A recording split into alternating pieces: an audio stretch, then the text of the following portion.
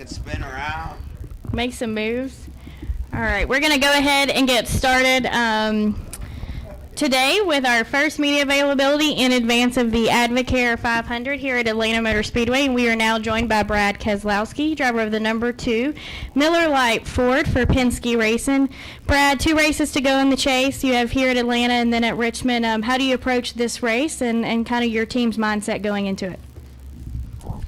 Yeah, well, first off, I want to thank everybody that came out today. I know it's a 3-day weekend, which is kind of hard for me to get used to, too. So trying to get back in the rhythm of things and make all that happen. But, yeah, obviously 2 really big weekends for not just our team, but the whole sport as far as, making it into the chase, which is really, I think, how most teams would define their season is, 1, making the chase, and then 2, where you stand once you get in it at the end of the year. And we haven't done that yet. We haven't made our way into it. Certainly, there's a lot of different ways and pressures to make that happen, and we know it, and I know it. So we're looking forward to and honestly, I am looking forward to this week and next week because I think we're going to be really strong. I feel like both Atlanta and Richmond kind of suit our team very well. We tested both tracks. Had very successful test sessions. Feel like that we'll be a team that can, quite honestly, win the race. So, from a points perspective, I can't sit here and tell you that it's not on my mind, but my primary focus is just on winning the race. And if we can get that done, everything takes care of itself. So, quite honestly, I'm really looking forward to these weekends. I think that it gives. I look at it, and I told this to my crew chief, Paul Wolf. And I know that there's some people that look at it and say, oh, you got to be scared about not making it. I look at this as a tremendous opportunity to prove the merits of our team and that we can operate at a high level because there's been a lot of circumstances out of our control that have put us in this position to not be locked in so late in the season. And, yeah, quite honestly, our back is against the wall. But these are the times where great teams step up and they make something happen, where great drivers step up and they make a play. And that's what I'm looking forward to. I'm looking forward to that opportunity to prove what we're worth and what we're made of. We'll now take questions for Brad. All right, let's start here with Ben, and then we'll kind of move down the row. Okay, I got you guys. Hey, Brad. Ben White with the Lexington Dispatch newspaper. Talking about your Truck Series teams, could you tell me how that's going for you as far as their performance, and also how do you use your past champion status to help build your team into a championship team? Wow, Ben, I didn't think I'd get a question about trucks. I'm proud of you. Yeah. I still have a lot of fun with that series, and it's still a lot of who I am and where I've come from. It's kind of my way of staying connected to the roots of the sport. Obviously, my family had a team when I was growing up, and without that team, I probably would have never been or made it to where I am here today. So I kind of view it as a little bit of my role as a driver, whether I was a champion or not at the Cup level, to give back to the sport. And doing so is always a lot of fun for me. But as far as the team as it stands today, I think it's never been better, and I think it still has a very bright future in front of it. Obviously, winning the race at Pocono was, a good start, but that's just one win, 2 wins if you look at last year. But I like the way it's growing, and I like the potential it has, with a driver like Ryan Blaney, who is really rock solid. I'm just honestly surprised somebody hasn't stolen and done something really cool with him from me. So I'm really excited about his potential. I'm very fortunate to have sponsors, one of the few teams in that series that has, sponsors, which that's a big deal. So I feel very lucky, and I think that's probably the biggest thing that's, I've been able to leverage with being a Sprint Cup champion is to have actual sponsors, because although I can't sit here and tell you that I'm not losing money on it, at least now I'm not losing a lot of money, but either way, I'm still having fun with it, and I think it helps me feel more connected to the sport and probably more a complete racer. How's the championship experience that you've had? Can you move that over to the Truck Series and help Ryan? Absolutely. It's funny because we have this trophy case in my shop, and it has the Sprint Cup trophy and it has the Nationwide trophy. And I keep looking at them guys going, the only one I'm missing is yours. You know, come on, time to step it up here. But you know, I think that it gives those guys a little more extra incentive to know that when I talk to them about certain things, it's coming from a good place. All right, we're going to go to Woody, and then we'll go right next to Brian. Woody came with MRN. Brad, I was interested in something you said a while back about the new tire that they're having here, about it could revolutionize the sport. Can you expand on that a little bit and why you think this is going to be such a leap forward? Yeah, sure. I know I expanded on it for a few of you guys in different settings, but there's probably some people here who weren't there when that happened, so I'll just run through it again. You know, basically this is Goodyear's first race for the zone treading, zone compound tire that has two different compounds in it, whether it's a hard compound, soft compound, kind of laced inside the tire. And the technical explanation of that is basically a tire runs with what we call camber, so it's at an angle. And when the tire runs at that angle, the inside edge sees a lot of heat, a lot of wear, a lot of stress that has all been amplified by this new car because of the increased speeds. To compensate for that, that requires Goodyear to come out with an even harder compound for the tires to utilize, so that we don't blow them out and knock the wall down. Well, as we run harder compounds, there's less fall off over the course of a run. With less fall off over the course of the run, it kind of takes away from the significance of a driver's ability to manage his car, along with the crew chief's ability to put in a setup that uses different management skills. When you take those two abilities away from those within the sport, you remove variables. When you remove variables, you remove side-by-side racing, because that's what creates side-by-side racing, variables. It's knowing that I'm watching this guy drive out the gate, pushing his car way too hard as a driver. 10 laps from now, he's going to come right back to me.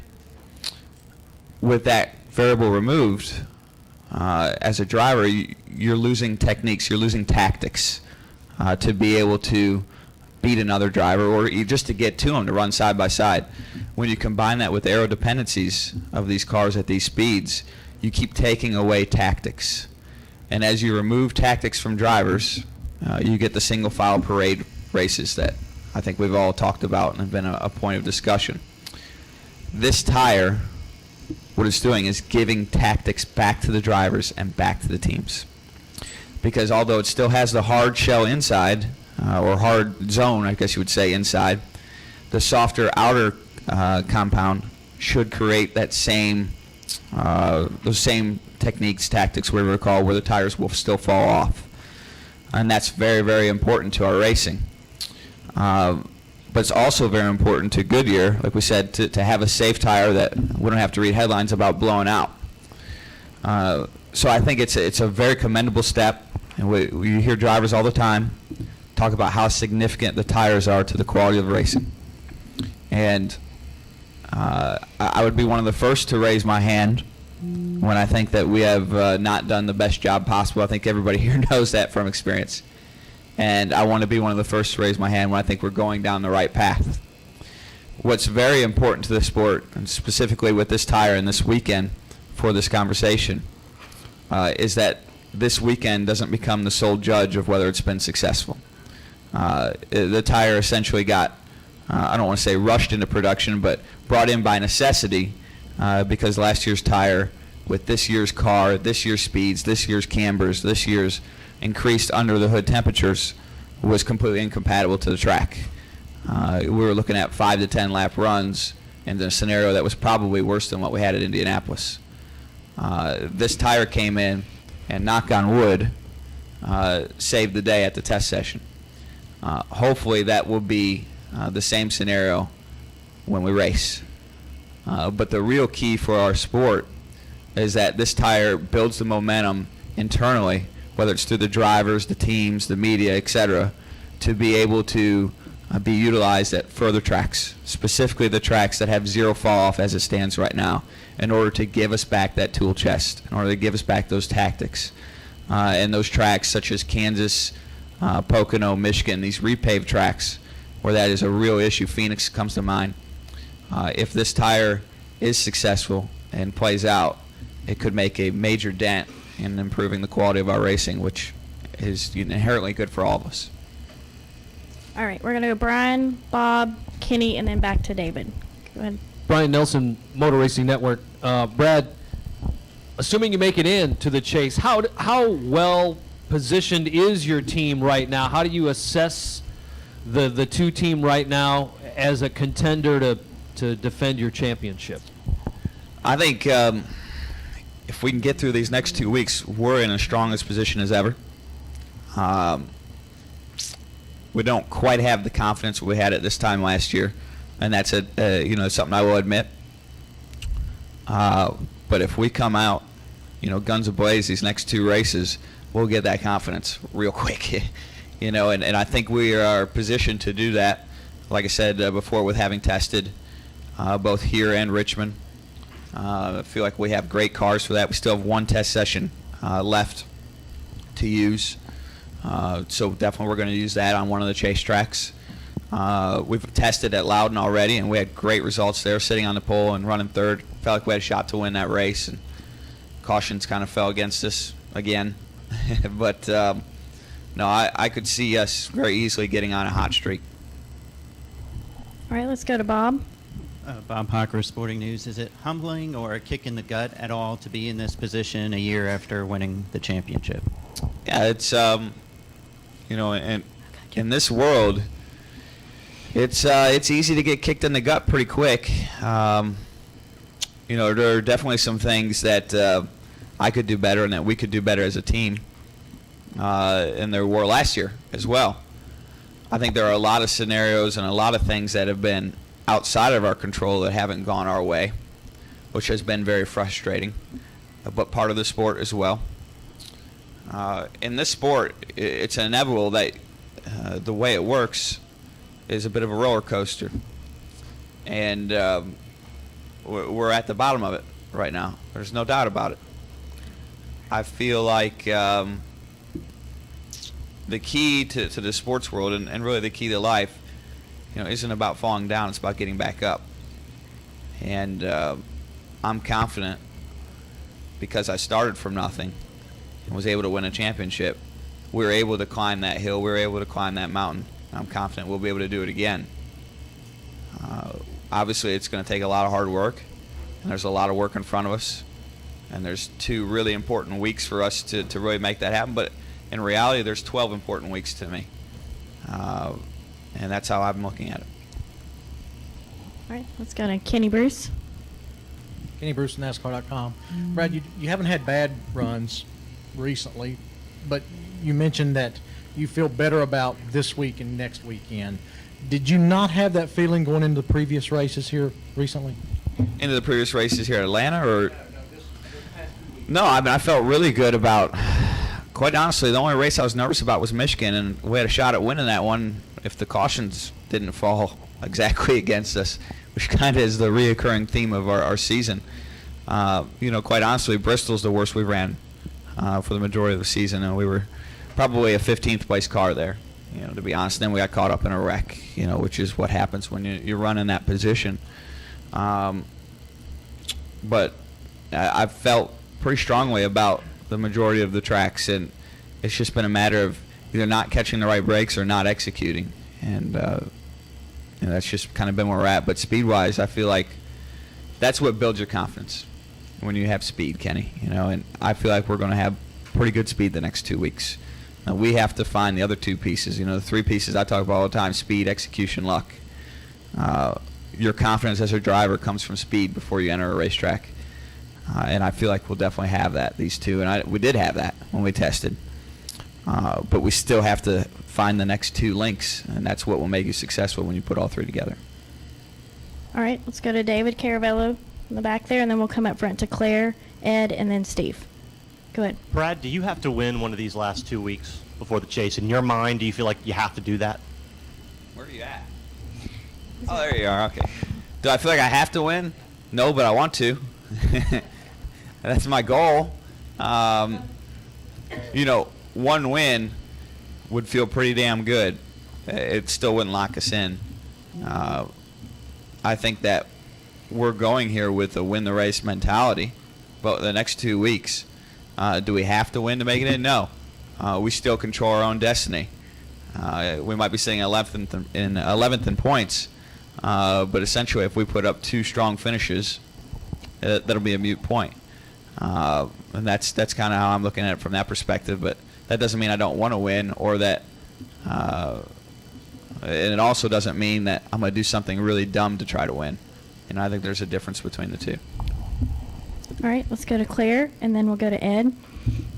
Claire B. Lang, Sirius XM NASCAR Radio. You kind of led actually perfectly into my question. A lot of times when you came from nothing and you got everything that you wanted, people get desperate when it doesn't happen right again, and it makes them sort of fall apart inside. How has that not happened to you? And you were referring to doing something dumb because you feel like you have to get it, because a lot of people would make that mistake, staying in your position.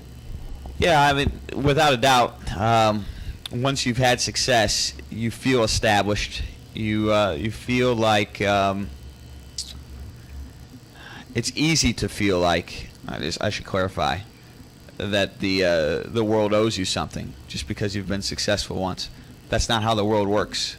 That's why we don't race the stat board. That's why we don't race any of that stuff. We race the racetrack every week, and it's a whole new race. And what you've done in the past is great, and it certainly gives you respect. But there's a reason why we still run the race. And that's part of what makes sports so great, so much fun for me, Claire. It's because every week is an opportunity to prove yourself for the better and sometimes for the worse. And what you've done last year, even last week, once they drop the green flag, is irrelevant. You know, it's a different day and a different time. But it's also another opportunity. And that's how I view it. All right, Ed. Ed Hinton, ESPN.com. Brad, talking about this track specifically, this looks to us laymen like this would be, of all tracks, this would be like one of your favorites, wide, fast, slipping and sliding around and everything. Here, has it just been a matter of not catching the brakes for you, or do you not like it as much as... I like Atlanta, absolutely. I love Atlanta, actually. This is, like you said, one of my favorite tracks, and we've had some good runs here. I think we finished 3rd and 6th the last 2 times here. We haven't been quite good enough to win, but we certainly had very respectable runs. You knock around the top 5, Ed, you'll get wins. All right, let's go. Steve Richards, Dustin Long, and we're going to end with Wolfgang. Steve Richards with PRN. I want to ask you about the Richmond test without giving too much away.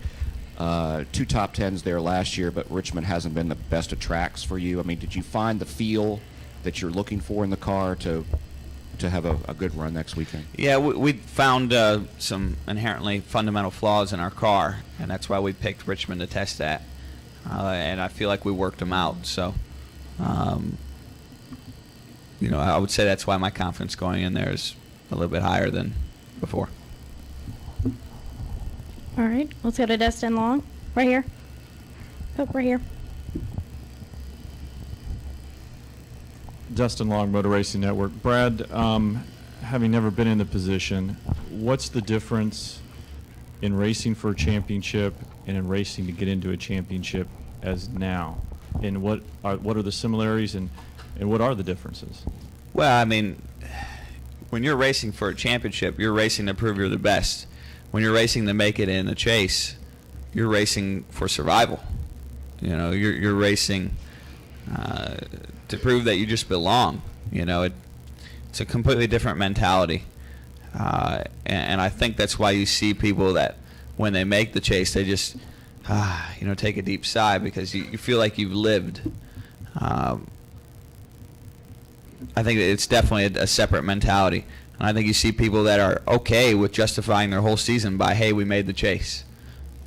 I'm not one of those. I think that there's quite a few drivers that aren't one of those. It's interesting because, I spent some time over the last few weeks looking back at Tony Stewart's season in 2011. I think there's a lot of parallels there between his season that year and where I'm at right now. And I feel like if we hit everything right, we have an opportunity to do something very similar to him. And I see that in our team. And one of the things that stuck out to me about him in that year was the attitude that he had, as far as he'd rather not be in the chase and just take up a spot. I think that's the attitude of a true racer, and I think that's the attitude I have as well. You know, I'm not here just to make the chase and go home quietly. If our team makes the chase and does its job right, we're going to make a lot of noise. And I really believe that. But we have work to do to make that happen. Is that, cop-out, just to say that. And what I mean by is that you're saying that we're either going to make this chase and be a championship contender, or I don't want to be a part of it, and I'm going to justify my failure that way. Is that? How does that justify a failure? I'm sorry, I missed you on that one. No. I'm trying to give me a second here. I want to do the best. I want to make the chase, and if I'm going to make the chase, I'm going to win. We're going to be a championship caliber team, or I don't want to be in it. Is that almost creating an excuse? Or no, basically what you're saying is, I'm not happy with just surviving. You know, basically you're saying there's a pool of people that just make the chase and survive. Basically, you're prolonging your career. You're just, now I can go on to 2014 and say I made the chase. I'm good enough to keep my job in this sport. I don't have that mentality. The guys like Tony Stewart, they don't have that mentality. They'd rather be here and be successful or not be here at all. And did you just go back and look at Tony's season just because of you thought of the correlation, or why did you go back and look back at that season? Well, you know, what Tony did in 2011 is quite easily the most remarkable chase that I think we've seen so far. And at this point in the season, he was very similar to where I am right now. You know, I'm one of those people that believes in history, believes that there's lessons to be learned from it. I'd be a fool not to look at someone who's been in the same situation and came out at the end of it having one of the best seasons ever. All right, we'll take our final question from Wolfgang right here. Brad, 2 weeks ago after the Michigan race, Jamie Ellison said for this Generation 6 car, one of the important points is the aero package. For this race or the remaining races, is there a new improvement in the aero package of your car? And second part of the question, you mentioned the new Goodyear tire. Is there any different setup required or driving style for this new tire? Yeah, I'm not aware of any aero improvements to the Fords over the last, since anything of significance over the last month or so. I know that there are a lot of requests to change the aero of the Fords for next season, and I would surmise that those will be approved. It's hard to say how that process is going to work. You know, essentially the Ford came in, and I'm sure some of you guys remember this from Media Day. The Ford came in as the first car, and I guess that would have been the spring of 2012. I think they launched it on Media Day, and everybody got their pictures and whatnot. And so it was the first car through the gate, so to speak, for the Generation 6. From that time period on, there were several changes and modifications made to the Generation 6 race car that were permitted to the other manufacturers, where the Fords had already essentially submitted their car and did not get those. That said, 2014, it's my understanding or impression that Ford will be allowed to essentially catch back up, which will be very interesting to see how that plays out. And quite honestly, it was something that internally in the Ford camp, I think there's a lot of disappointment around that was how that scenario unfolded. But that's the way it unfolded, and it's something that we'll work around and do the best we can with. What was your question about Goodyear?